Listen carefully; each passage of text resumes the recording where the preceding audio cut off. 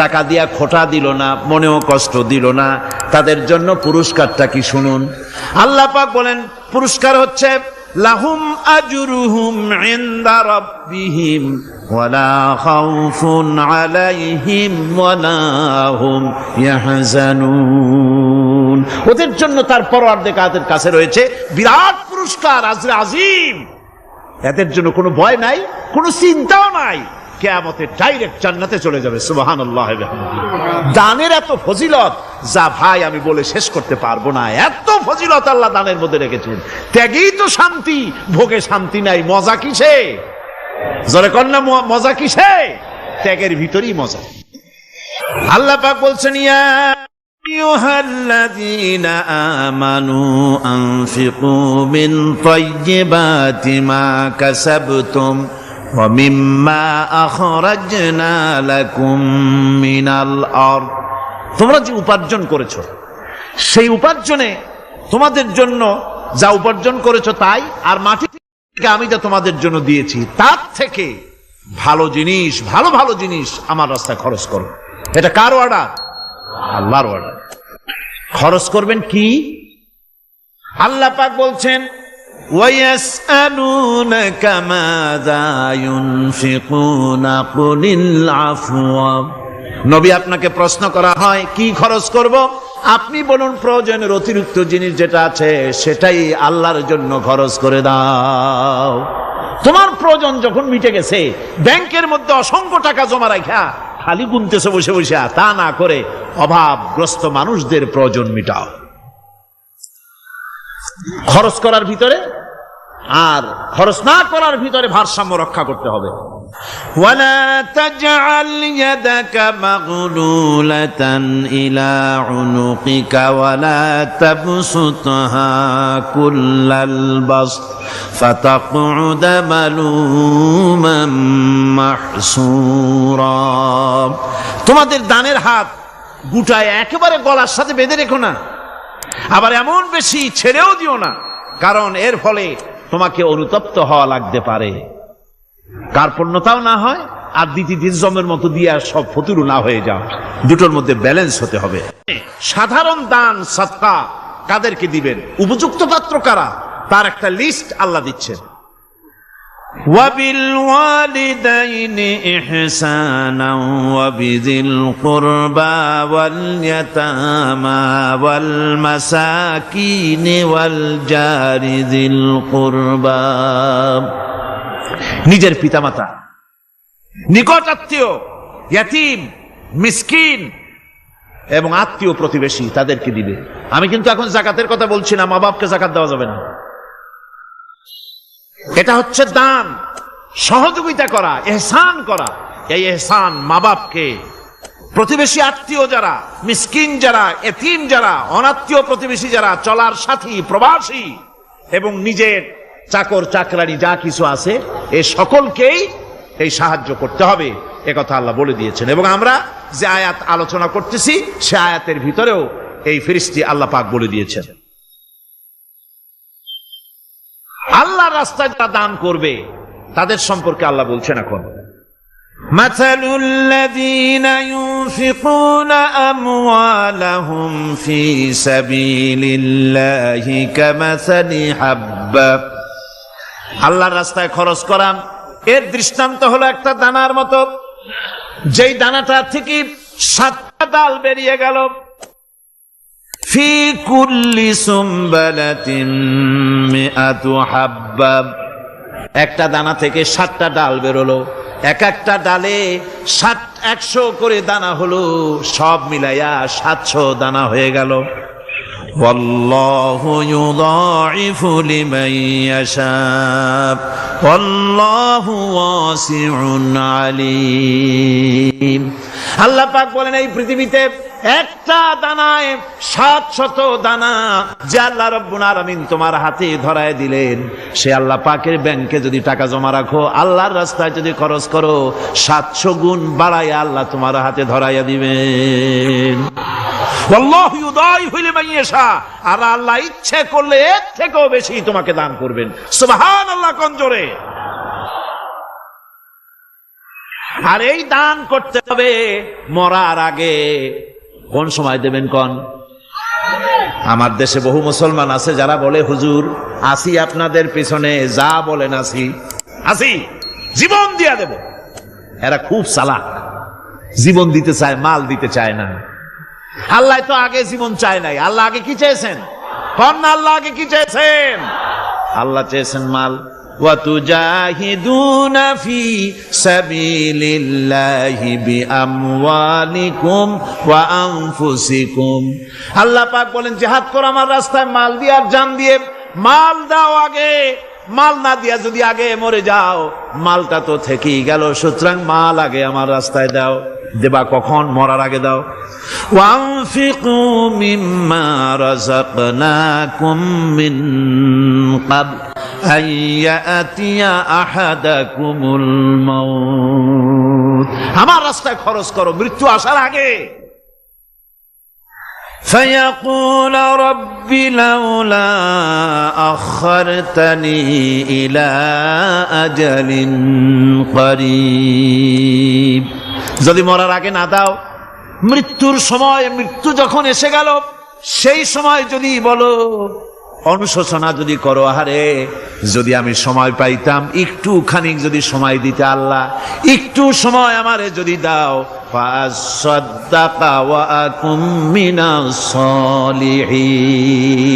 দান সদকা করব, সব আল্লাহর রাস্তায় দিয়ে দেব, আর আমি সালেহ বান্দাদের মধ্যে শামিল হয়ে যাব। আল্লাহ একটু সময় আমারে দাও।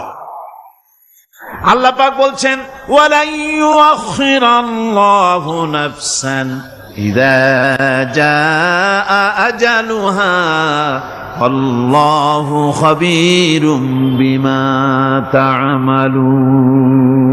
মৃত্যুর নির্ধারিত সময় আসলে এক সেকেন্ড আগে পাশে করা হবে না। সুতরাং মৃত্যুর আগে খরচ করো। আপনি মনে করবেন যে আপনি মরে গেলে পরে আপনার ছেলে মেয়ে আপনার জন্য করবে, খরচ করবে। হ্যাঁ করবে ঠিক, মরার পরে কুলখানির পরে 40, তারপরে শেষ, এরপর আর করবে। আপনার ছেলে মেয়ে যে আপনার জন্য করবে তার প্রমাণ তো আপনি নিজে। আপনি আপনার ছেলের মেয়ের জন্য কি করে, আপনার মা বাবার জন্য কি করছেন? আপনার মা বাবার জন্য যদি আপনি কিছু না করে থাকেন, আপনার ছেলে মেয়ে আপনার জন্য করবে না। সুতরাং নিজের কাজ নিজে করেন। আপনার পিঠ যদি চুলকায়, আর নাতিরে যদি বলেন নাতি পিঠটা চুলকায় দাও, সে যে জায়গায় চুলকাবে আপনি করবেন উত্তর দিকে, সে উত্তর দিকে, দক্ষিণ দিকে, উপরে, নিচে, পিঠে, পাছার কাছে, যে জায়গায় আঙ্গুল দেবে আপনি করবেন ওখানে না, আবার আরেকটু উপরে দাও, আরেকটু পাশে দাও, জায়গা মতো পড়বেই না। আর কষ্ট করে নিজের হাতটা যদি পৌঁছাইতে পারেন জায়গা মতো পড়ে, একবার চুলকানি মারলেই চুলকানি শেষ, ঠিক কিনা? সুতরাং আপনি অন্যের উপরে ভরসা না করে নিজের খরচ নিজেই করে যান, নিজের কাজ নিজে করে যান, আল্লাহর রাস্তায় খরচ করে যান, বেশি পরিমাণে খরচ করেন। যত খরচ করবেন আল্লাহ রাব্বুল আলামিন রাজি হয়ে যাবে। কোন সুবহানাল্লাহ। মা বলছে, বাবা আমার কাছে কি চাও? ছেলে বলছে, মা আমি চলে যেতে চাই মদিনায়, আল্লাহর নবী মুহাম্মদুর রাসূলুল্লাহ সাল্লাল্লাহু আলাইহি ওয়াসাল্লামের দরবারে চলে যেতে চাই, আমি একটু বস্ত্র চাই। মা একটা পুরানা কম্বল তার হাতে দিয়ে দিলেন। আব্দুল উজ্জা কম্বলটাকে ছিঁড়ে এক টুকরা কোন রকম হাঁটুর উপরে জড়ায় নিলেন, আর এক টুকরা গায়ে দিয়ে নিলেন। আব্দুল উজ্জা আবার বহু কষ্ট করে মরুভূমি পাড়ি দিয়ে মদিনা মুনাওয়ারায় চলে গিয়ে বাবি জিবরিল থেকে ঢুকে আসহাবে সুফফার চবুতরার সামনে বসে আছেন, ছেঁড়া কম্বল পরা। এবার বিশ্ব নবী, দুনিয়া আখিরাতের বাদশা জনাবে মুহাম্মদ রাসূলুল্লাহ সাল্লাল্লাহু আলাইহি ওয়াসাল্লাম যখন মসজিদের নিজের ঘরের থেকে দরজা খুলে বেরিয়েছেন, দেখেন এক যুবক বসা, একটা আধাটা কম্বল পরা, হাঁটুর উপরে কোন রকম করে রানটা, লজ্জাস্থানটা ঢাকার, গায়ে একটা ছেঁড়া কম্বল। তার এই অবস্থা দেখে হুজুর জিজ্ঞেস করেন, তুমি কে? যুবক বলছে, আমি আব্দুল উজ্জা। ইসলাম কবুল করার জন্য আমার সব ছিল, আমি কম ধনী ছিলাম না, আমার চাচা সব নিয়ে গেছে, সিনায় রেখেছে, আমার লুঙ্গিটাও দেয় নাই। ঘটনার সব তিনি খুলে খুলে বললেন। হুজুর বললেন, তোমার নাম আব্দুল উজ্জা নয়, তোমার নাম আব্দুল্লাহ। আব্দুল্লাহ জুলবাজাদাইন তার নাম। হযরত আব্দুল্লাহ জুলবাজাদাইনকে রাসূলুল্লাহ দিয়ে দিলেন, আসহাবে সুফফাদের সাথে মিলাই দিলেন, এখানে থাকুক, খাবার আসতে পরে খাবে। তাদের সব সময় খাবার থাকতো না। আসহাবে সুফফায় তারা থাকতেন যাদের ঘর নাই, বাড়ি নাই, থাকার জায়গা নাই, ক্ষুধার জ্বালায় যখন তারা অতিষ্ঠ হয়ে যেতেন, নবীজি ঘরের থেকে তাহাজ্জুদের জন্য যখন বেরোতেন, ক্ষুধার্ত সাহাবীরা রাসূলের চেহারা দেখার সঙ্গে সঙ্গে ক্ষুধা নিবৃত্ত হয়ে যেত। হযরতে রাসূল পাক সাল্লাল্লাহু আলাইহি ওয়াসাল্লাম আব্দুল্লাহকে ওনাদের মধ্যে ভিড়ায় দিলেন। আব্দুল্লাহ এবার কোরআন শরীফ পড়ে। কোরআন শরীফ পড়তে গিয়া চিল্লায় চিল্লায় তিনি পড়েন, আস্তে আস্তে পড়েন না। সাহাবীরা বিরক্ত হয়ে রাসূলের কাছে নালিশ করলেন যে বড় চিল্লায় কোরআন পড়ে, আমাদের নামাজেও ডিস্টার্ব হয়। হুজুর বলেন, সাহাবীরা কেউ আব্দুল্লাহর ব্যাপারে কোনো কথা বলবে না, তারে চিল্লাইতে দাও, যেহেতু ঈমানের জন্য তারে বড় মূল্য দিতে হয়েছে। পরনের লুঙ্গিটা পর্যন্ত আনতে পারে নাই, যত খুশি চিৎকার করেছে আল্লাহর কালাম পড়ুক। তাবুকের যুদ্ধ, রাসূলুল্লাহ তাবুকের দিকে রওনা করেছেন, 30,000 সৈন্য নিয়ে রওনা করেছেন। ওই জিহাদে মানুষেরা প্রাণ ভরে রাসূলুল্লাহকে সাহায্য করেছেন। মেয়ে লোকেরা নাকের ফুল, কানের দুল, গলার হাল খুলে খুলে রাসূলের কদম মোবারকে দিয়ে দিয়েছে। ধনীরা টাকা পয়সা সব দিয়েছে। হযরত আবু বকর তো যা ছিল সব এনে দিয়েছে, কিছু ছিল না ঘরে। রাসূল রওনা করলেন। প্রতিমধ্যে হযরত আব্দুল্লাহ জুলবাজাদাইন আল্লাহর নবীর খেদমতে হাজির হয়ে বলেন, হুজুর সবাই তো সব দিল, আমার কিছুই নাই, কিছু দিতে পারলাম না। হুজুর আপনি আমার জন্য দোয়া করেন, আমি যেন এই তাবুকের ময়দানে কাফেরদের বিরুদ্ধে লড়াই করে যেন শহীদ হয়ে যেতে পারি। মাল দিতে পারি নাই, কিন্তু আল্লাহর জন্য যেন আমার জীবনটা দিয়ে দিতে পারি। ও চট্টগ্রামের যুবকেরা, তরুণেরা, তোমাদের মতো 20 বছরের তরুণ হযরতে আব্দুল্লাহ জুলবাজাদাইন শাহাদাতের তামান্না করে রিসালাতে মাহবের কাছে দাঁড়িয়েছে। হুজুর বললেন, একটা গাছের বাকল নিয়ে আসো। একজন একটা বাকল নিয়ে এলো। রাসূলুল্লাহ এই বাকলটা আব্দুল্লাহ জুলবাজাদাইনের হাতে লাগাই দিলেন। রাসূলুল্লাহ বললেন, আয় আল্লাহ, আমি আব্দুল্লাহর রক্ত কাফেরদের জন্য হারাম করে দিলাম।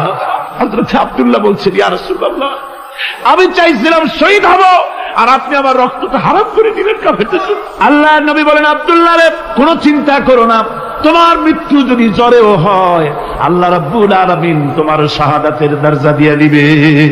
তাবুকের প্রান্তরে চলে গেলেন। কয়েকদিন ওই তাবুকের ময়দানে থাকায় রাসূলের কাছে খবর এলো, আব্দুল্লাহ মারাত্মক জ্বরে আক্রান্ত হয়ে ইন্তেকাল করেছেন। রাসূলুল্লাহ বললেন, আমি জানাজা পড়াবো। হযরতে আব্দুল্লাহর জানাজা হলো গভীর রাত। কবরের ভিতরে একজন দাঁড়ায়া লাশ ধরার জন্য একজন কবরের ভিতরে দাঁড়িয়েছে। 2 জন লোকে লাশ নিয়ে আসতেছে।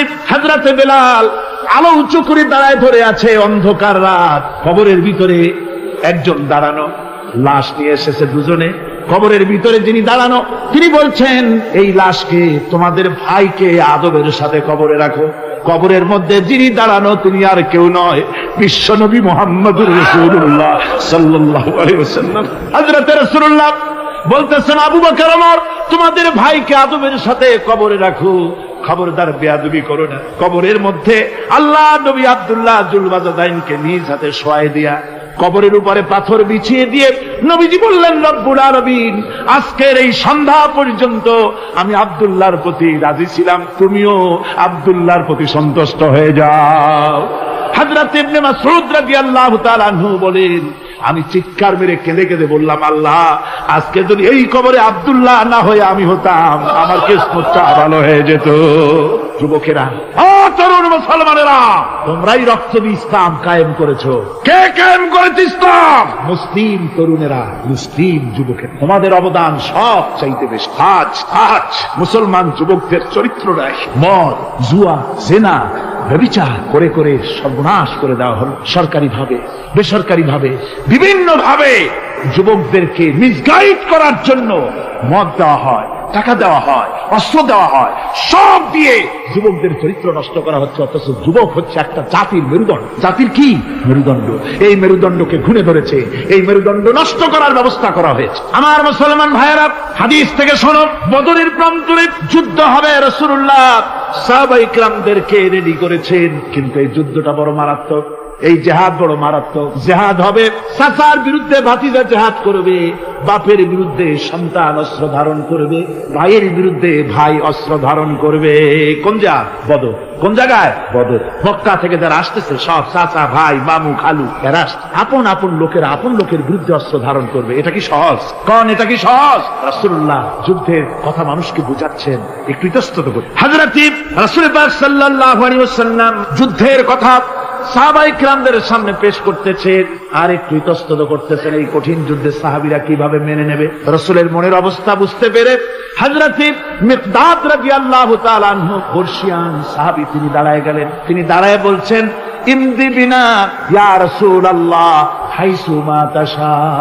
হে রাসূল, আপনি আমাদেরকে নিয়ে চলুন, আল্লাহ যেদিকে আপনাকে যেতে বলে, হাইসু মা তাশা আয় হাইসু মা আমারাকাল্লাহ, যেদিকে আল্লাহ আপনাকে যেতে বলেন আমাদেরকে নিয়ে আপনি সেদিকে চলেন। ইন্না লা নাকুলু লাকা কামা ক্বালা বানু ইসরাঈল লিমূসা আলাইহিস সালাম ইযহাব আনতা ওয়া রাব্বুকা ফাকাতিলা ইন্না হাহুনা কাঈদুন। আমরা মূসা আলাইহিস সালামের উম্মতের মতো বলবো না যে হে মূসা তুমি আর জিবরাইল আর তোমার আল্লাহ যুদ্ধ করো, আমরা ঘরে বসে আরাম করি, এ কথা আমরা বলবো না হুজুর। বল ইযহাব আনতা ওয়া রাব্বুকা ফাকাতিলা ইন্না মাআকুমা মুকাতিলুন। হে রাসূল, বরং আমরা বলবো আপনি যুদ্ধ করুন, আপনি আমাদের নিয়ে চলুন, আমরা লড়বো আপনার সাথে কাফেরদের বিরুদ্ধে, ততক্ষণ পর্যন্ত লড়বো মা দামাত আইনুম মিন্না তাতাররাফ। ও রাসূল, যতক্ষণ আমাদের চোখের একটা পাতাও নড়ে ততক্ষণ আপনার সাথে আমরা লড়বো। সুবহানাল্লাহ। মানে জীবন যতক্ষণ আছে আপনার সাথী হয়ে কাফেরদের বিরুদ্ধে লড়তে থাকবো। হুজুর খুব খুশি হয়ে গেল। হুজুর কি হলেন? দারুণ খুশি হয়ে গেল। আল্লাহ নবী খুশি হয়ে বললেন, ও সাহাবীরা, তোমাদের মানসিক অবস্থা যখন এই কুবু বিনা ইলা জান্নাতিন জান্নাতুন আরদুহা কারদিস সামাওয়াতি ওয়াল আরদ। ও সাহাবীরা, তোমাদের মানসিকতা যখন এমন, তখন আমার সাথে তোমরা দাঁড়াও, আমার সাথে ওঠো, আমার সাথে চলো জান্নাতের দিকে। রাসূলুল্লাহ বলেন, আমার সাথে চলো বেহেশত। কোন বেহেশত? এমন বেহেশত যে বেহেশতের বিশালতা আর প্রশস্ততা ওই বিশাল আকাশ আর জমিনের চাইতেও বেশি। এই বিরাট জান্নাতের দিকে চলো আমার সাথে। ফাকামা উমাইর বিন হামাম ওয়া কানা ইয়াকুলু তামার। যুবকেরা, তোমাদের মতো তরুণ, তোমাদের মতো এক যুবক যার নাম উমাইর, তিনি দাঁড়িয়ে গেলেন, হাতে ছিল খোরমা। খোরমা খাতে দেখেন, বক্তৃতা হয়, মাঠে ওয়াজ নসিহত হয়, আর যুবকেরা দাঁড়ায় দাঁড়ায় বাদাম হয় না। ওই সাহাবী ওই সময় তো বাদাম টাদাম হয়তো পায় না, খোরমা খাত, খোরমা চাবাচ্ছে, বিচি ফালাই দিচ্ছে, আর এইভাবে খাচ্ছে আর হুজুরের কথা শুনে। হুজুরের কথা শুনে উমাইর বলছেন, বাহ বাহ, এটা একটি আঞ্চলিক শব্দ, এর অর্থ হচ্ছে আয় মা আযমাহু ওয়া মা আহসানাহু। হে রাসূল, আপনি কত সুন্দর কথা বললেন, আপনি কি বিশাল কথা বলেছেন, কত বড় কথা বলেছেন। জিহাদ করলে, জান দিলে এমন বেহেশত পাবো, জান্নাতুন আরদুহা কারদিস সামাওয়াতি ওয়াল আরদ, যে বেহেশতটা হবে ওই বিশাল আকাশের চাইতে এমন বেহেশত পাবো। ওয়াল্লাহি লাউ কুনতু হাইয়ান হাত্তা আকুলাহু ইন্নাহা লাহায়াতুন তাবি। আল্লাহর কসম, আমি যদি হাতের সবগুলি খোরমা খেতে যাই তাহলে তো অনেক সময় লাগবে, বেহেশতে যেতে দেরি হয়ে যাবে, অনেক দেরি হয়ে যাবে বেহেশতে যেতে। ফারামা বিহিন্না, হাতের সবগুলি খোরমা তিনি ফেলে দিন। ও যুবকেরা, হযরত ওমর তোমার মতো যুবক খোরমা খাওয়া সহ্য করলেন না আল্লাহর জান্নাতে যাওয়ার লোভে। জান্নাতে যেতে দেরি হয়ে যাবে, আল্লাহর সঙ্গে দিদার করতে দেরি হয়ে যাবে, এই মনে করে হাতের খোরমাগুলি ফালায় দিলেন, জিহাদের ময়দানে ঝাঁপায়ে পড়লেন। হাদিস শরীফে এসেছে, উমাইর জিহাদ করে বেশ কিছু কাফেরদেরকে নিহত করে নিজেও শহীদ হয়ে গেলেন। রাসূলুল্লাহ বদরের শাহাদাতের জানাজা করার সময় একজন সাহাবী বলে দিলেন, হুজুর, এই সেই উমাইর, আপনি যখন বেহেশতের কথা বলছিলেন, খোরমাগুলি খাওয়ার তর সহ্য হয় নাই বেহেশতে যাওয়ার জন্য, এই সেই উমাইর। আল্লাহর নবী উমাইরের কাছে দাঁড়ায় আঙ্গুল দিয়ে তার শরীরের দিকে দেখায় বললেন, ইন্নাকা মিন আহলিহা। ও যুবক, যেই বেহেশতের জন্য খোরমা খাওয়ার সময় তুমি পাও নাই, আমি নবী সাক্ষী দিচ্ছি তুমি অবশ্যই সেই বেহেশতের অধিবাসী, ওই বেহেশত তোমার জন্য। সুবহানাল্লাহ। আমার ভাইরা, কিয়ামতের দিন এই জান্নাত আল্লাহ রাব্বুল আলামিন দান করবেন ওই সব লোকদের জন্য যারা জান দিবে, মাল দিবে, রক্ত দিবে আল্লাহ দ্বীনের জন্য। কিসের জন্য? আল্লাহ দ্বীন কায়েমের জন্য। যারা জান মাল লক্ষ করে দেবে, জীবনকে উৎসর্গ করে দেবে, তাদের জন্য আল্লাহ পাক এই বিরাট নিয়ামত রেখেছে।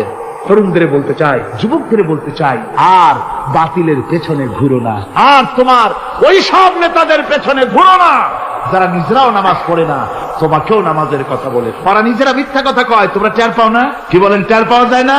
মারামারি করে নিজেরা আর বদনাম দেয় অপরের উপরে। চোখের সামনে যারা এরকম পারে, চোখের সামনে যারা এরকম পারে, তাহলে রাত দিন 24 ঘন্টা তাদের আমলটা কেমন? এদের পেছনে ঘুরে কোনো লাভ নাই। কোনো লাভ আছে?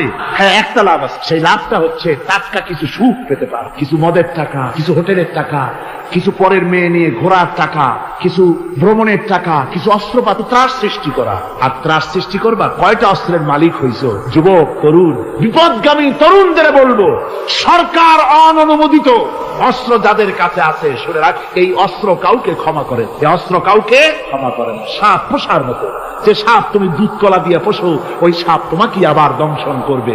ওঝা মরে না মরে না, সাপ খেলা যারা দেখায় তারা মরে কিনা, ওই সাপই তাকে কাটে। সুতরাং গভর্নমেন্ট অনুমোদিত অস্ত্র তোমার কাছে, পাইপ গান, রিভলভার, স্টেন গান, এলএমজি, আদমজি, কত রকমের অস্ত্রপাতি যুবকদের কাছে। ঘুম নাই, সারা রাত অস্ত্র থাকে কাছে, আর কি কি লাল পানি খাইয়া চোখ দুইটা থাকে এত বড় বড়, দেখলেও ভয় করে। মাথায় ভাল্লুকের মতো। মানুষ মারো তোমরা, মানুষ মারো। আহা, যারে মারলা একটুখানি হিউম্যান বিবেক দিয়ে চিন্তা করো। যাকে মেরেছ ওই রাত্রে তার বাড়ির কাছে যাও, ওই রাত্রে গোপনে তার বাড়ির কাছে গিয়ে দেখো তার মা কিভাবে তার সন্তানের জন্য কাঁদতেছে, মায়ের কোলটা খালি হয়েছে বলে কিভাবে কাঁদতেছে, তার বাবা কিভাবে কাঁদতেছে, তার বউ থাকলে কিভাবে ছটফট করতেছে, তার কলিজার টুকরা সন্তান থাকলে কিভাবে আব্বা আব্বা বলে কাঁদতেছে। যারে গুলি করে মেরেছো একবার বাড়ির কাছে গিয়ে কান পাচা শোনো। মনে রাখো যুবক, সন্ত্রাসীরা, শুনে রাখো, অস্ত্র দিয়া মানুষকে যারা মেরেছো, আল্লাহর কসম করে বলি, যেভাবে মেরেছো ওইভাবে তোমাকেও নিহত হতে হবে, কোনো সন্দেহ নাই। বাড়িতে গিয়ে ডায়েরিতে লিখে রাখো আমার কথা। থামুন, বাড়িতে গিয়ে ডায়েরিতে লিখে রাখুন, ডায়েরিতে লিখে রাখুন। যদি তুমি কাউকে হত্যা করে তার বউকে যদি বিধবা বানায়, তোমার বউ বিধবা হবেই। তুমি যদি কারো ছেলেকে এতিম বানায় থাকো, তোমার ছেলেকে আল্লাহ এতিম বানায় রাস্তায় ভিক্ষা করায় ছাড়বে। তুমি যদি কারো বাপকে মাকে কাঁদায় থাকো, আল্লাহ রাব্বুল আলামিন তোমার মা বাপকে কাঁদাবে। তুমি যদি বেয়নটের খোঁচা দিয়া, ড্যাগারের খোঁচা দিয়া একটা মানুষকে যদি বুক ফেলে থাকো, তোমার বুকটা ঝাঁঝরা করে দেওয়ার মতো অস্ত্র আল্লাহ তৈরি করে রেখেছে। বিশ্বাস করো, বিশ্বাস করো। অননুমোদিত অস্ত্র থানায় জমা দিয়ে দাও, মসজিদে ঢোকো, নামাজ পড়ো, চরিত্রবান হয়ে যাও। তোমাদের প্রতি আমার উদাত্ত দাওয়াত, আমার বুক ভরা দরদ। তোমাদের বিরুদ্ধে আমাদের কোনো বিদ্বেষ নাই, হিংসা নাই, আছে কলিজা বড় ধরো। দেখতে পাচ্ছি জাহান্নামের দিকে যাচ্ছে। এ পথটা কোন দিকের পথ? যারা বলেন কোথার পথ?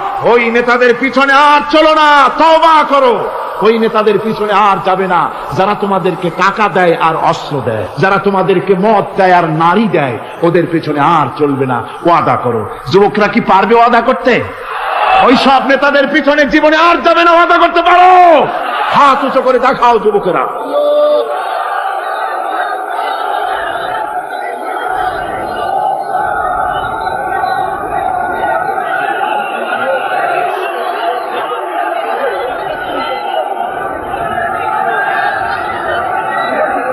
আমার মুসলমান ভাইরা, আমি তো দাঁড়াতে বলি নাই। জি জি জি জি জি, বসেন বসেন। যে বুঝতে পেরেছি কালকের টেকনিক অবলম্বন করেছেন আপনারা আর কি। এই সুযোগে একটু কোমরটা সোজা করে নিলেন। বুঝতে পেরেছি, আমরা কিছু মাইন্ড করিনি। এখন বসেন, বসেন, তাড়াতাড়ি বসে যান। কথা আমার অনেক, সময় কম, না তাড়াতাড়ি শেষ করব। বসেন। আপনারা না বসতে তো কথা বলতে পারবো না, বসতে হবে। অত্যন্ত জরুরি জরুরি কথা আছে, সে কথাগুলি আমাদের শুনতে হবে।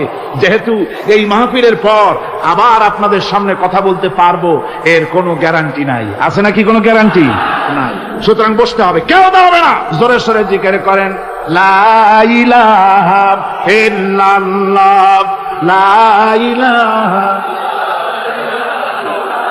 আমার ভাইরা, আজকের মাহফিলের সবচেয়ে বড় আকর্ষণ আখেরি মোনাজাত, ঠিক না?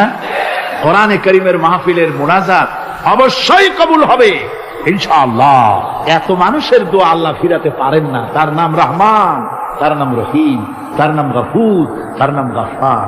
বান্দার দোয়া কবুল করাই তো তার কাজ। সুতরাং নড়াচড়া আদৌ করবেন না, যার যার জায়গায় বসে থাকুন। না বসলে আপনারা যদি হাঁটেন, মাঝে মধ্যে দাঁড়ান, এটা খুবই বিরক্তির উদ্রেক করবে। ভাইয়েরা, আমি সকলকে সেজন্য বলতে চাই যে আমরা আল্লাহর দ্বীন প্রতিষ্ঠার জন্য এই জিহাদের কথা যে আল্লাহ বলছেন, এই জিহাদের জন্য আমরা জান মাল সব কিছুকে উৎসর্গ করতে চাই। আল্লাহ যেন কবুল করেন, সবাই বলেন আমিন।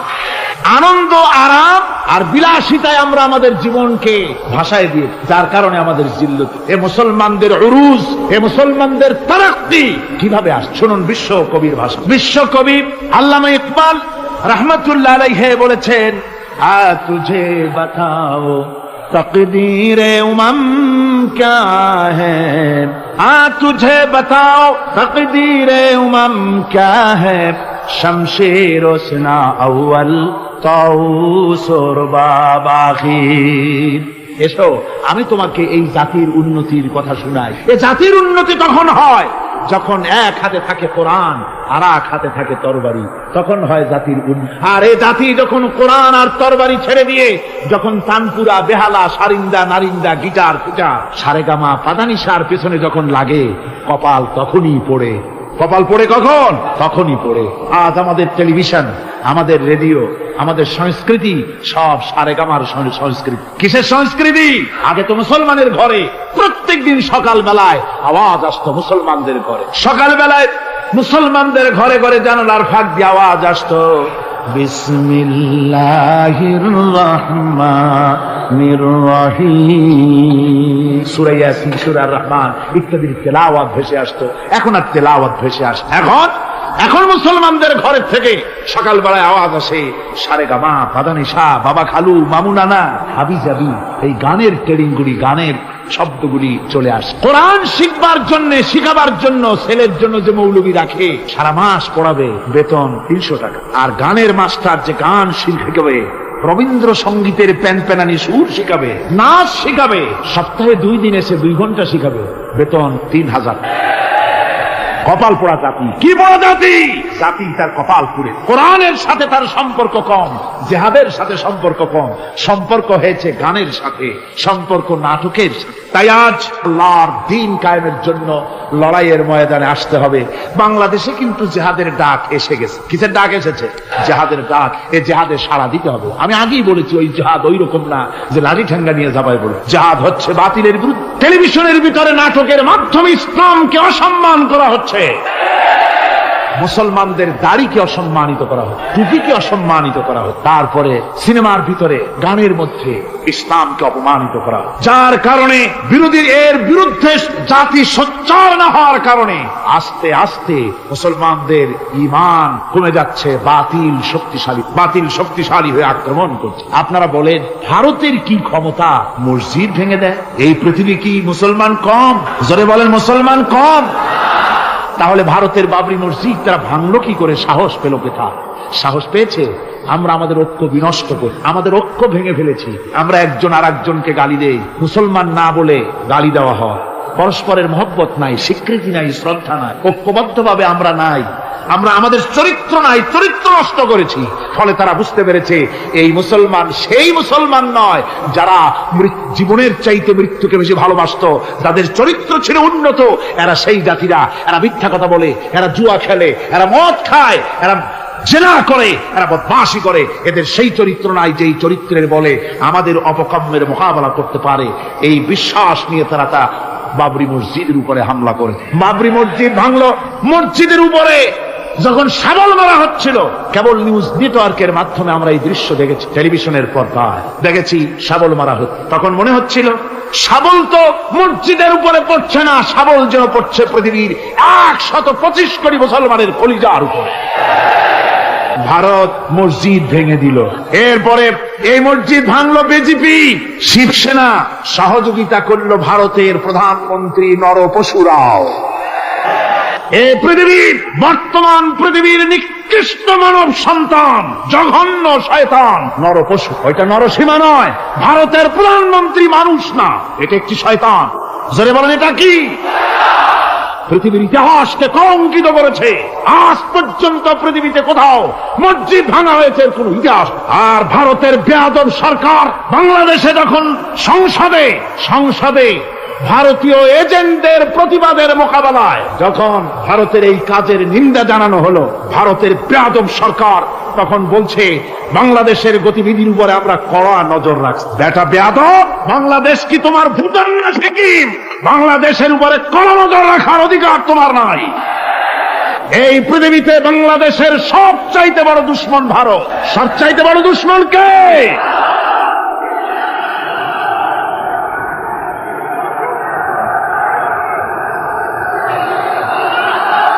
আমার মুসলমান ভাইয়েরা, ভারতের জনগণের সাথে আমাদের কোনো বিদ্বেষ নাই, ভারতের জনগণের সাথে আমাদের কোনো শত্রুতা নাই, ঠিক কিনা? আমাদের দুশ্মনী নরপশুর সাথে। তুমি একটা সরকার, তোমার হাতে রয়েছে সেনাবাহিনী, তোমার সাথে বিএসএফ, তোমার হাতে ল্যান্ড ফোর্স, এয়ার ফোর্স, সব বাহিনী তোমার হাতে। মসজিদ ভাঙে চোখের সামনে, তোমার বাহিনীর লোকেরা অস্ত্র নিয়ে দাঁড়িয়ে থাকে, একটা ফাঁকা গুলিও করলো না। করছে একটা ফাঁকা গুলি? মুসলমানেরা প্রতিবাদ করলো, সেই প্রতিবাদের মুখে মুসলমানদেরকে গুলি করে মারা হলো। কারফিউ দিয়ে পুলিশেরা মুসলমানদের ঘরে ঢুকে মুসলমানদেরকে বের করে এনে বেয়নেট চার্জ করে শহীদ করে। দিল্লি, মিরাট, দিল্লিতে, মিরাটে, কলকাতায়, বোম্বে, মাদ্রাস, গোটা ভারতে সাম্প্রদায়িক দাঙ্গা দিয়ে ডুবিয়ে ফেলে মুসলমানেরা আজকে তার সেখানে এতিম অবস্থায় পড়ে আছে। একটা সরকার এই দৃশ্য দেখতে পারে? মানুষের কোনো মর্যাদা তোমার কাছে নাই। আরো বাংলাদেশের উপরে কড়া নজর রাখবা। 1971-এর বাংলাদেশ এখন না, 93 বাংলাদেশ।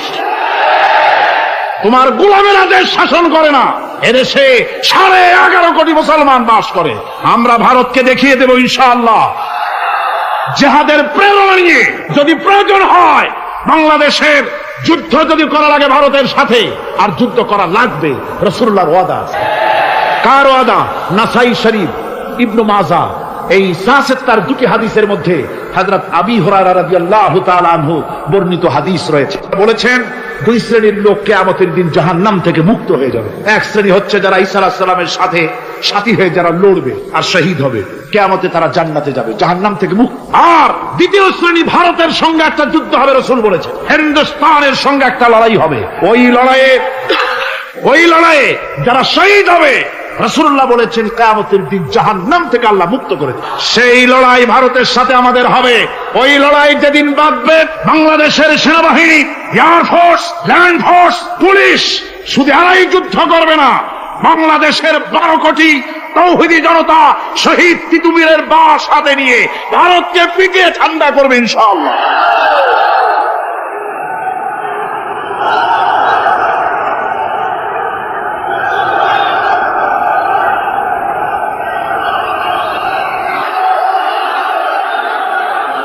আমার দেশে ভারতের মসজিদ ভাঙার প্রতিবাদে আমাদের দেশে একটা হিন্দুও মরে নাই, কথা ঠিক কিনা কর? কিন্তু ভারতে ভেঙেছে তারা বাবরি মসজিদ। আমার দেশের 15 জন মুসলমান পুলিশের গুলিতে নিহত। আমার দেশে হিন্দু মরে নাই। তোমরা আমার দেশে, সেখানে আমার মুসলমান মেরে। হযরত আব্দুল্লাহ বিন ওমর রাদিয়াল্লাহু তাআলা আনহু বলছেন যে আমি রাসূলের সঙ্গে কাবা শরীফ তাওয়াফ করতেছিলাম। আমি বলতে শুনলাম রাসূল বলছেন, হে কাবা, তোমার কত মর্যাদা, তোমার কত সম্মান, তুমি কত মহান, তোমার কত ইজ্জত। তবে কাবা, শুনে রেখো, আল্লাহ রাব্বুল আলামিনের একটা মুমিন বান্দার যে মর্যাদা, তোমার মর্যাদা যত হোক একটা মুমিনের চাইতে নিশ্চয়ই বেশি নয়। তোমরা মসজিদ ভেঙেছো আর আল্লাহর মুমিন বান্দাদেরকে ভেঙেছো। ভারত সরকার, শুনে রাখো, মসজিদ ভাঙো নাই, তকদির ভেঙেছো। মসজিদ যেভাবে মসজিদের ইটগুলি টুকরা টুকরা হয়েছে, গোটা ভারত আজ হোক কাল হোক মসজিদের ইটের মতোই টুকরা টুকরা হয়ে যাবেই যাবে ইনশাআল্লাহ। তবে আমার দেশের মুসলমানদেরকে মনে রাখতে হবে, আমরা প্রতিশোধের নীতিতে বিশ্বাস করি না। ভারতের বাবরি মসজিদ ভাঙার ব্যাপারে বাংলাদেশের কোনো হিন্দু দায়ী নয়, কথা বুঝতে পেরেছি? আমরা একজনের অপরাধের শাস্তি আর একজনকে দেই না। বাংলাদেশের কোনো হিন্দু ওই ঘটনার জন্য দায়ী নয়। আমাদের দেশে মন্দির 2-4টা ভেঙেছে, আমরা খবর, এই মন্দিরগুলি মুসলমানেরা ভাঙে। এই মন্দিরগুলি ভারতের এজেন্টদের উস্কানিতে হিন্দুরা নিজেরা ভেঙে, মুসলমানেরা ভাঙে। ভারতীয় দালালেরা বাংলাদেশে, সারা পৃথিবীতে সাম্প্রদায়িক সম্প্রীতির ভাব মূর্তিকে ক্ষুণ্ণ করার জন্য এই কাজ তারা করেছে। নরসিংদীতে, আর মিয়া থামো না, নরসিংদীতে সেখানে দেখা গেছে গভীর রাত্রে কাপড়ের দোকানদার হিন্দু ঘরের সমস্ত কাপড় চোপড় সরাইয়া নিজের দোকানে আগুন দিতে গিয়েছে, পুলিশ তখন তার ভারতের 5-8 গোলামেরা হিন্দুদের দিয়ে কাজগুলি করাইছে। কোন মুসলমান মন্দির ভাঙে নাই। বাংলাদেশ গোটা বিশ্বের বুকে সাম্প্রদায়িক সম্প্রীতির সহস্র বছরের উজ্জ্বল দৃষ্টান্ত। আলহামদুলিল্লাহ। তার কারণ হচ্ছে আল্লাহর নবী বলেছেন সংখ্যালঘু মুসলিম এলাকায়, সংখ্যাগরিষ্ঠ মুসলিম এলাকায় সংখ্যালঘু অমুসলিম যারা, তারা হতেছে পবিত্র আমানত। ওই আমানতের কেউ যদি খেয়ানত করে, অর্থাৎ অমুসলিমদের উপরে যদি কেউ অত্যাচার করে, তাহলে আমি নবী মুহাম্মদুর রাসূলুল্লাহ সাল্লাল্লাহু আলাইহি ওয়াসাল্লাম কিয়ামতের দিন আল্লাহর দরবারে মুসলমানদের বিরুদ্ধে মামলা দায়ের করব। এই জন্য আমরা সবচাইতে পরধর্ম সহিষ্ণু জাত। আমার ভাইয়েরা ভালো করে মনে রাখুন, ভারতের বাবরি মসজিদ সহ এখন তারা আর অন্যান্য মসজিদও ভাঙবার প্ল্যান নিয়েছে, ভাঙতে তাজমহলকেও তারা ভাঙ, অন্যান্য মসজিদও ভাঙবার পরিকল্পনা নিয়ে। ওরা যদি মসজিদ একটা একটা ভাঙতে আল্লাহ না করুন সবগুলিও যদি ভাঙে, বাংলাদেশের একটা মন্দিরকে আমরা ভাঙতে দেব না। এর নাম ইসলাম। এর নাম কি? ভারতের সাম্প্রদায়িক দাঙ্গা বাঁধিয়ে মুসলমান একটা একটা করে সব মুসলমানও যদি তারা মেরে ফেলে দেয়, আল্লাহর কসম বাংলাদেশের একটা অমুসলিমের গায়ে আমরা হাত দিতে দেব না। এর নাম ইসলাম। এর নাম কি? আপনারা যদি কখনো শোনেন যে কোন এলাকার কোন লোক মন্দির ভাঙতে যাচ্ছে অথবা হিন্দুর বাড়ি আক্রমণ করতে যাচ্ছে, সাথে সাথে তাকে ধরে থানায় সোপর্দ করবেন। রাজি আছেন? কারা রাজি? হাত উঁচু করে দেখান। আলহামদুলিল্লাহ, হাত নামান। এই সাম্প্রদায়িক সম্প্রীতি বাংলাদেশে অতীতে ছিল, এখনো থাকবে ইনশাআল্লাহ, ভবিষ্যতেও থাকবে ইনশাআল্লাহ। বলেন ইনশাআল্লাহ। আমাদের শত্রু, আমি বারবার বলছি, হিন্দুরা শত্রু নয়, শত্রু হচ্ছে ভারতীয় এজেন্ট যারা, ভারতের দালাল যারা, ওরা আমাদের, ঠিক কিনা? তারা বাংলাদেশের স্বপ্ন এখানে বসে দেখে, পত্রপত্রিকার মাধ্যমে, টিভির মাধ্যমে হাজারো প্রচেষ্টা তারা চালিয়ে যাচ্ছে ইসলামের বিরুদ্ধে। সুতরাং ইসলামকে জমিনে টিকিয়ে রাখার জন্য চাই সংগ্রাম। তাই আল্লাহ রাব্বুল আলামিন বলেছে, ওয়াতুজাহিদুনা ফি সাবিলিল্লাহি বিআমওয়ালিকুম ওয়া আনফুসিকুম যালিকুম খায়রুল লাকুম ইন কুনতুম তা'লামুন। আল্লাহ পাক বলেন, আমার রাস্তায় জিহাদ করো, জান দাও, মাল দাও, জান দাও, জিহাদ করো, এটাই হলো উত্তম কাজ। যদি তোমরা ইসলাম বুঝে থাকো, এটাই তোমাদের জন্য কল্যাণকর। আগে বলেছেন মালের কথা, পরে জানের কথা। আগে কোনটা? মাল, পরে জান। যেহেতু আমরা জানের চাইতে মালের মহব্বত করি বসি, ঠিক কিনা? তো মালের মহব্বত করে বেশি আমরা কথায় কথায় বলি, আরে ভাই দরকার যদি হয় জানটা দিয়ে দিল, আর জান যদি দিয়েই দেন তো মালটা তো থেকেই গেল।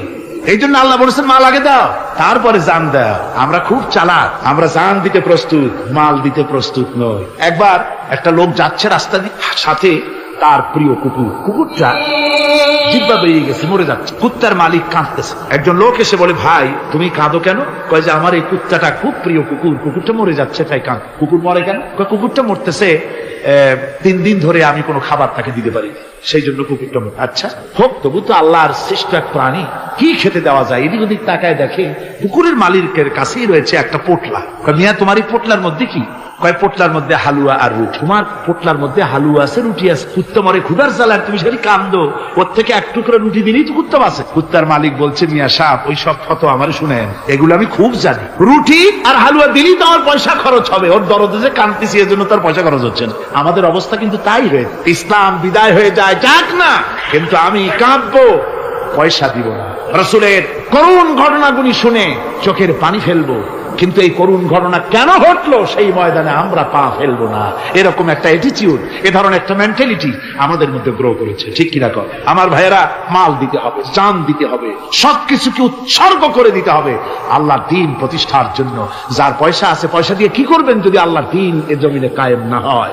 আল্লাহর দ্বীন কায়েম না হলে অসত্য, বদমাশি, শয়তানি, সব রকমের অন্যায় কাজ দিয়ে ভরে যাবে দেশ, ক্রমান্বয়ে অশান্তির দিকে যাবে। শান্তি আসবে কেবলমাত্র ইসলাম প্রতিষ্ঠা হলে পরে। আমাদের অবস্থা হলো যে আমরা ওই কুফাবাসীদের মতো, তাদের মতো কুফাবাসীদের মতো। কুফাবাসীরা হযরত ইমাম হোসেনের জন্য দারুণ ভাবে কেঁদেছে, ঠিক কি? কুফাবাসীরা ইমাম হোসেনকে দাওয়াত দিছিল কারা? কুফাবাসীরা। অনেকগুলি চিঠি তারা লিখছে। কুফাবাসীরা ইমাম হোসেনকে ভালোবাসতো, দাওয়াত দিয়েছে, তার জন্য কেঁদেছে। কিন্তু কুফাবাসীদের চোখের পানিটা ছিল ইমাম হুসাইনের জন্য, আর অস্ত্র, টাকা পয়সা সবটা ছিল এজিদের। কুফাবাসীদের মতো অবস্থায় আমাদের হয়েছে। কুফাবাসীদের হযরত ইমাম হুসাইনের জন্য তারা শুধু চোখের পানি ফেলেছে, আর টাকা পয়সা অস্ত্রপাতি যা ছিল সব ছিল তাদের এজিদের জন্য। আমাদের অবস্থাও তাই, আমরা ইসলামের জন্য শুধু চোখের পানি ফেলি, আর যখন ভোট দেই তখন ইসলাম যারা চায় না তাদেরকেই ভোট দেই। ঠিক কিনা? আমাদের টাকা, আমাদের পয়সা, আমাদের ইলেকশন, আমাদের হরতাল, আমাদের ধর্মঘট সবকিছু হচ্ছে ইসলাম যায় না, যারা চায় না তাদের জন্য। আর ইসলামের যখন কথা বলি, ইসলামের কথা শুনলে শুধু চোখের পানিটাই ছাড়ি, মহব্বত চোখের পানি দিয়া শেষ করে দিই, আর কিছুই। আমি একবার এইখানে এই শহরে অনেক বছর আগে একটা জানাজায় শরীক, কোন মাঠে আমার এখন তার জানাজার পরে যিনি জানাজা পড়ালেন তিনি বললেন, ওই লাশকে সামনে রেখে বললেন, কেন আসিল? তখন আমি নতুন চিটাগাং আসছি, আমি ভাষা ভালো করে বুঝিও না। একজন বললো কেন আসিল? সবাই কইলো গম আসিল। তাই বললাম যে গম আসিল, এই মরা মানুষের সাথে গম আমি আটা গম তাই মনে করেছি যে এটার কি সম্পর্ক। আমি ইমাম সাহেবকে জিজ্ঞেস করলাম যে আপনি বললেন কি, আর জনগণই বা বলল? যে আমি জিজ্ঞেস করলাম যে লোকটা কেমন ছিল, তো সবাই বললো ভালো ছিল। তাই বললাম তো ফায়দা কি? ফায়দা এই যে সবাই বললো ভালো, আল্লাহ তারে মাফ করে দিয়া ভালো বলে বেহেশতে পাঠায় দেবে। বলে আশ্চর্য কথা, আল্লাহ কি এইরকম নাকি যে একটা সুদখোর ঘুষখোর জেনাকার এ লোক ভালো না খারাপ আমি তা বলতে চাই, কিন্তু একটা লোক সে কন্ট্রাক্টারি করতে গিয়ে রাস্তাঘাট, স্কুল, কলেজের রড সিমেন্ট জনমের মতো খাইছে। কথা বুঝতে পেরেছে? সরকারি গিয়ে ক্ষমতায় গিয়ে গভর্নমেন্টের টাকা পয়সা জনমের মতো শেষ করে ফেলেছে। এই লোকটি সুদখোর ঘুষখোর জেনাকার মরে গেছে, আর আসে আপনি কইলেন যে কেন আসিল? সকল লোক গম আসিল, আর আল্লাহ বেহেশত দিয়ে দেবে। তাহলে আল্লাহ হাকামুল হাকিমিন হইলেন কি করে? এরটা কি বিচার হইল নাকি? কি করে সম্ভব? আমার বন্ধুগণ, আমরা যখন মরে যাই, মরার পরে আমাদেরকে কবরের মধ্যে রাখা হয়। কবরের ভিতরে রেখে আমাদেরকে বলা হয়, যারা কবরে রাখে তারা বলে, মৃত্যু ব্যক্তিকে কবরে রাখার সময় বলে, বিসমিল্লাহি আলা মিল্লাতি রাসূলিল্লাহ, আল্লাহর নামে রসুলের দলে উঠাই দিয়ে গেল। আল্লাহর নামে কার দলে উঠাইলো? রসুলের দলে। চিন্তা করেন ভাইরা, আল্লাহর নামে রসুলের দলে উঠাইলেন কারে? তার যৌবন কালে যত মিছিল করেছে, ধর্ম নিরপেক্ষতাবাদের পক্ষে মিছিল করেছে, পুঁজিবাদের পক্ষে মিছিল করেছে, সমাজতন্ত্রের পক্ষে মিছিল করেছে, স্লোগান দিয়েছে, দেওয়ালে লিখেছে, বক্তৃতা করেছে, ভোট দিয়েছে, বই লিখেছে, জীবনে যা কিছু করেছে সব করেছে মানুষের তৈরি করা মতবাদের জন্য। তার ভোট ইসলামের কাজে লাগে নাই, তার ইলেকশন ইসলামের কাজে লাগে নাই, তার দেওয়ালের লেখা ইসলামের কাজে লাগে নাই, তার বক্তৃতা, তার টাকা পয়সা ইসলামের কাজে লাগলো না। মরে গেছে, পরে মরা মানুষটারে উঠাইয়া বললা রাসূলুল্লাহর দলে উঠাইয়া দিলাম। এখন বলো রাসূলুল্লাহ কেন তোমার মতো মরা লাশটাকে তিনি গ্রহণ করতে যাবে? তোমার জীবনের কোন কাজই তো ইসলামের জন্য কাজে লাগলো না। তোমার জীবনের একটা দিনও তো ইসলামের কাজে লাগে নাই।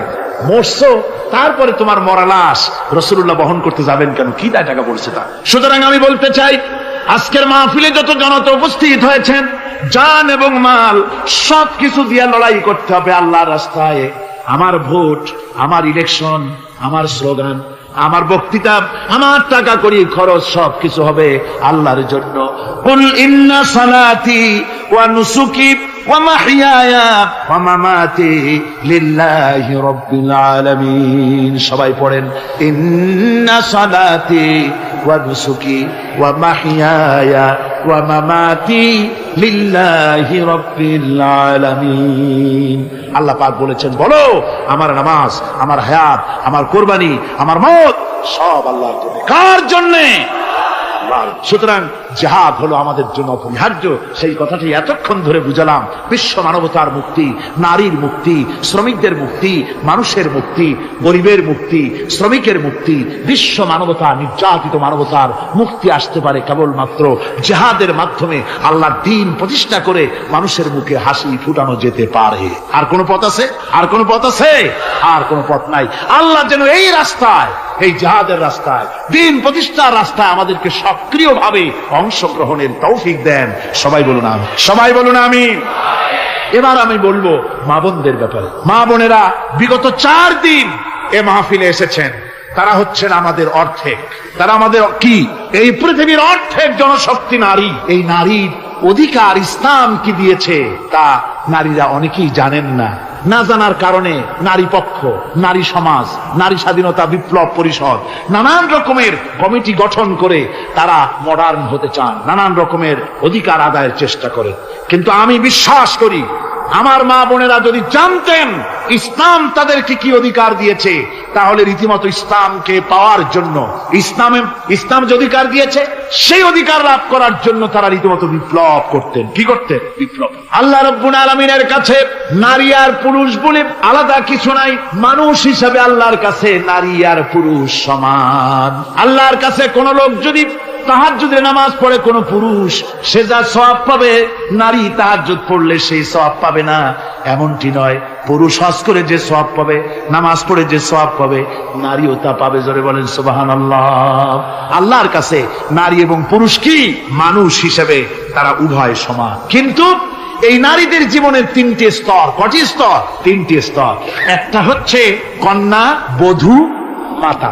নারীর জীবনের এই তিনটি স্তর, ভালো করে শুনুন। কন্যা, বধূ, মাতা। এখন কন্যা হিসাবে নারীর মর্যাদা, বধূ হিসাবে নারীর মর্যাদা, মা হিসাবে নারীর মর্যাদা। নারীকে ইসলাম কি দিল সেটা শুনুন। আল্লাহর নবী বলেছেন, কোন ব্যক্তির যদি 3টা কন্যা সন্তান হয়, আর ওই 3টা কন্যা সন্তানকে যদি সে আদব শিক্ষা দিতে পারে, ইসলামী তরবিয়াত দিতে পারে, আর যদি স্নেহ দিয়ে লালন পালন করতে পারে, তাহলে ওই কন্যার পিতা আর আমি মুহাম্মদ সাল্লাল্লাহু আলাইহি ওয়াসাল্লাম বেহেশতের ভিতরে পাশাপাশি অবস্থান করব।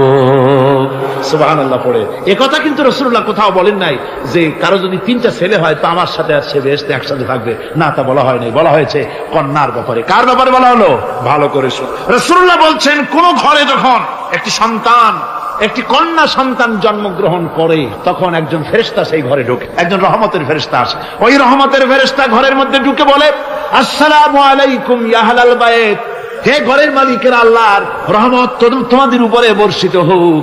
এই কথা বলে ওই ফেরেশতা ঘরের মধ্যে গিয়ে কন্যার মাথার উপরে হাত বুলায় আর বলতে থাকে, এই কন্যা সন্তানটি একটা দুর্বল শরীর থেকে বেরিয়ে এসেছে, এও একটা দুর্বল দেহ, একে যে লালন পালন করবে, দয়া দিবে, স্নেহ দিবে, আল্লাহ রাব্বুল আলামিনের সাহায্য কিয়ামত পর্যন্ত তার সাথে থাকবে।